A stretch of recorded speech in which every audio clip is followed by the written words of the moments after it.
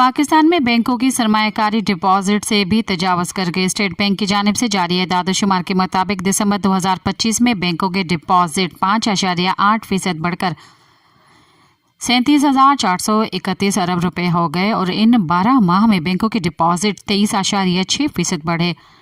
State bank के मुताबिक बैंकों की सरमायाकारी एक साल में 30% बढ़ी, जिससे दिसंबर 2025 तक बैंकों की सरमायाकारी का हजम 37,910 अरब रुपए हो गया। स्टेट बैंक की रिपोर्ट में बताया गया है कि एक साल में बैंकों ने 8,781 अरब रुपए की सरमायाकारी की, जिसके दौरान बैंकों के एडवांसेस का हजम दिसंबर 2025 तक 14,880 अरब रुपए रहा, जबकि एक साल में बैंकों के एडवांसेस 7% कम हुए।